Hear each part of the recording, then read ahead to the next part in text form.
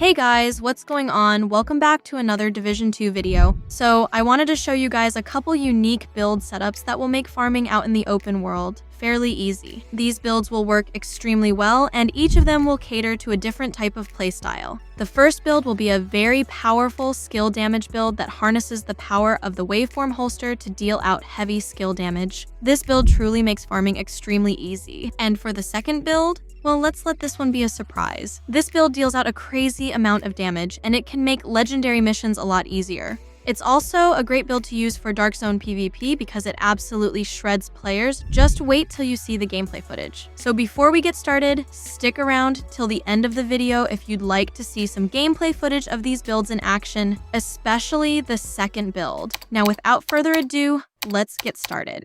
Okay guys, so this first build is actually an improved version of another skill build that I showcase here on the channel in a couple of my other videos. So if you have been following me and have seen some of those older videos, first of all, thank you so much for being a subscriber to the channel, but consider this a 2.0 version of that skill build. So for the mask, I'm using the Empress International brand set, which is designed for skill builds. And that is because of the bonuses you will get from having pieces equipped. In my case, since I have 3 pieces, I will be getting 10% skill health, skill damage, and skill efficiency. And for those who may not know, skill efficiency is basically like weapon handling, but instead of increasing weapon accuracy, stability, and all that other jazz, skill efficiency will increase the effectiveness of your skills. So it's a wonderful attribute to have with any skill build setup, right? So on the mask, you want to have skill haste and skill damage attributes, because the more skill damage and skill haste you can get on this build, the more damage it will deal out, and the faster your skills will cool down. For the chest piece, another piece of the Empress International set with skill haste and skill damage. And for the talent, Glass Cannon.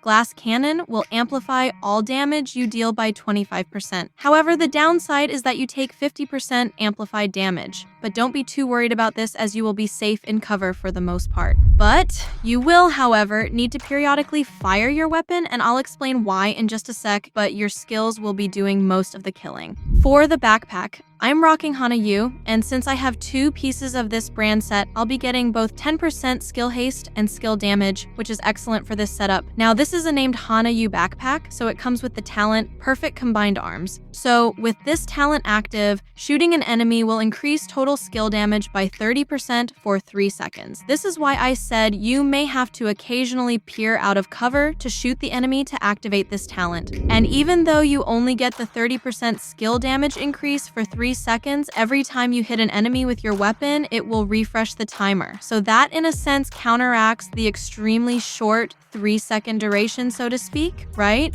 And having skill haste and skill damage rolled as your attributes would be ideal.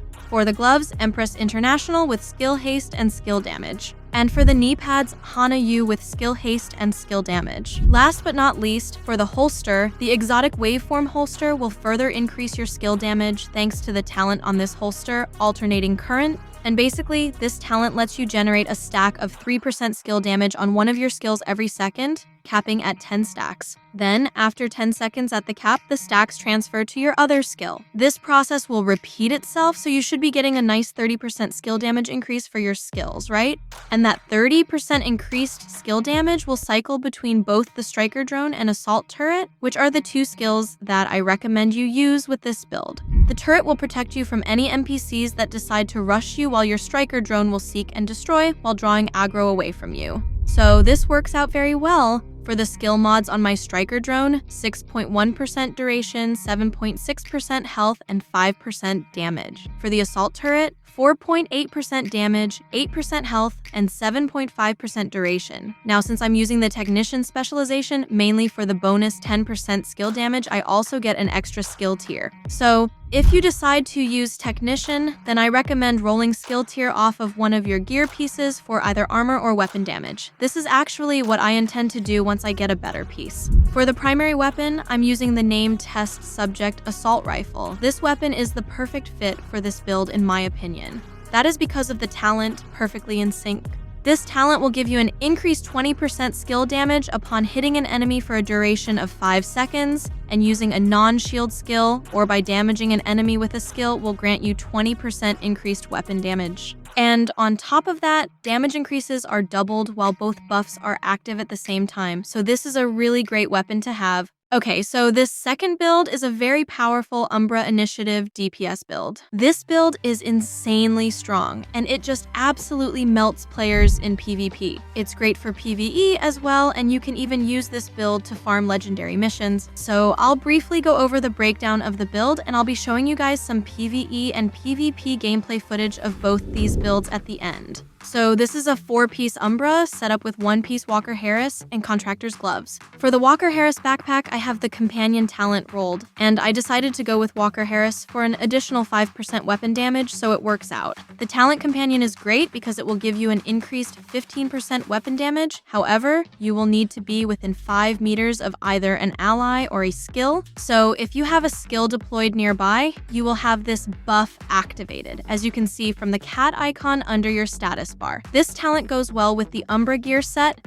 and for those who are new and may not know, the Umbra Initiative gear set will give you an additional 15% critical hit chance for having 2 pieces equipped, 30% reload speed for having 3 pieces, and 4 pieces will unlock this gear set's talent. From the shadows into the light. So basically, while you're in cover, you will start building stacks. You will get 10 stacks per second, which caps at 50 stacks, and each stack will give you a 1% critical hit damage and a 0.3% RPM increase. However, in order for this buff to apply, you will need to momentarily get out of cover. And when you do, your stacks will decay over time, and this decaying process speeds up when you are moving. On the other hand, while out of cover and in combat, you will gain 10 stacks per second up to 50. Each stack will give you a 0.8% armor regen bonus when it is consumed, and the stacks will get consumed when you return to cover. So this is a way to heal yourself, which is great because this build lacks quite a bit of survivability. Okay, so I hope I didn't fry anyone's brain cells with that because I'm sure some of you may still be confused. And no worries because I was confused as well when I first started using Umbra. But anyway, for the mask, critical hit chance and a maxed critical hit damage mod.